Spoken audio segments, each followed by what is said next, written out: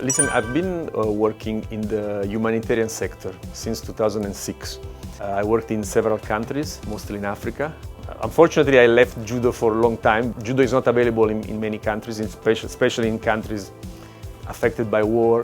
But I decided that judo had to be with me, so I engaged in judo again. I tried to develop judo I started in Ethiopia to start to work in judo, teach judo. At that time I was not a coach, but I learned little by little to coach. Finally, came this proposal from the International Judo Federation to start from scratch a program in South Africa, to work with refugees in South Africa for a program called Judo for Peace. That's what was a life change moment. The Judo for Peace program in South Africa started in 2017 and started with a collaboration with the UNHCR.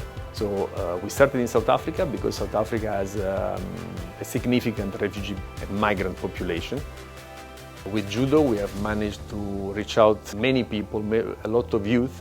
Our program is based on social cohesion, on child protection, and youth and gender empowerment. These are, if you want, three pillars we work on. The Judo for Peace Commission is a body that helps to promote judo in societies that need help. We are talking about society that might be affected by any kind of vulnerability. Could be war, could be natural disasters. Presently, our focus is on refugees. We try to collaborate with national federations as well to develop social projects through judo.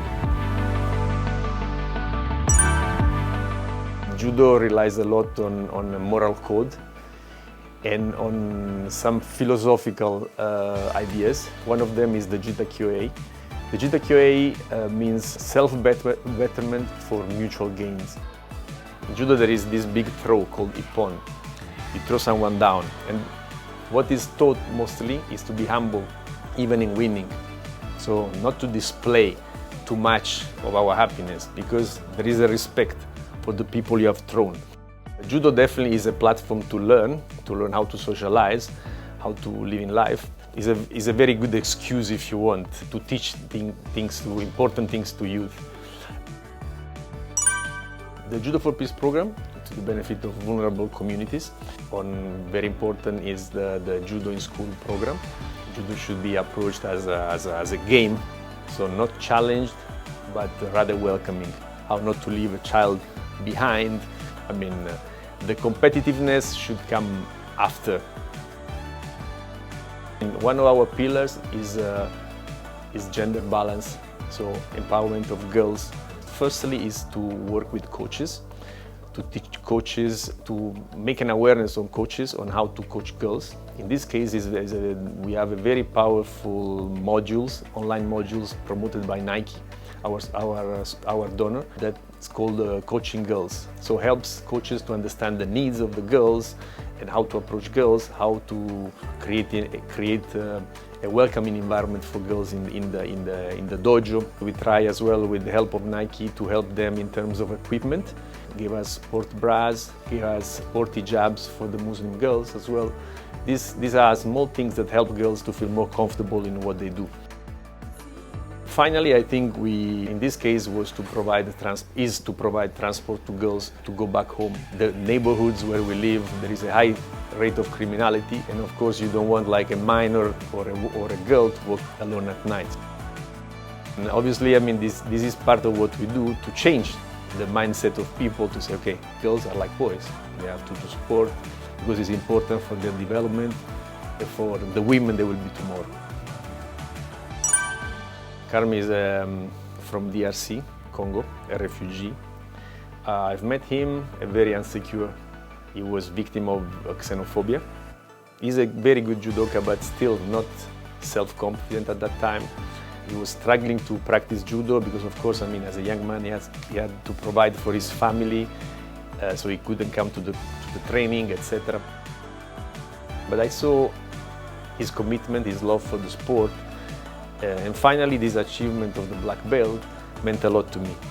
It meant a lot to the program and meant a lot to the others, because obviously when you see someone achieving something after struggling so much, this person becomes an inspiration for others.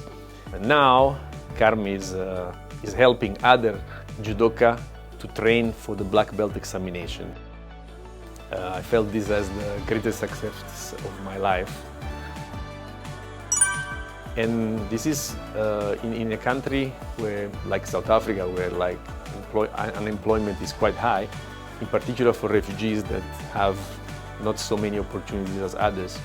So I think that's a great opportunity for judo. Of course, I mean, it's very important to help people in various forms, to build a school, to build a well, but there is something that stays longer than all these infrastructures of temporary interventions.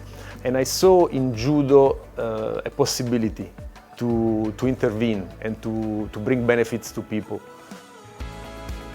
So I think the purpose of the ICM prize is to motivate other people, inspire other people to do.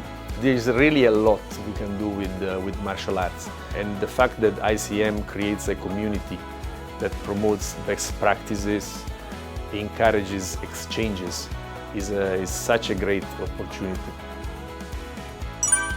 And that's why, I mean, I think it's very important our presence here as Judo for Peace. You don't need to go far to help someone. I mean, in our societies, there are always vulnerable people, and it's just a matter of, searching for people to help. But what we set up in South Africa, a model that could be transferred to other countries as well. In each country, we could develop the program based on the local needs, but I would rather say on the local opportunities, because judo is an opportunity. I think the model we developed in South Africa could be rightly adapted worldwide. Yeah, that's my dream.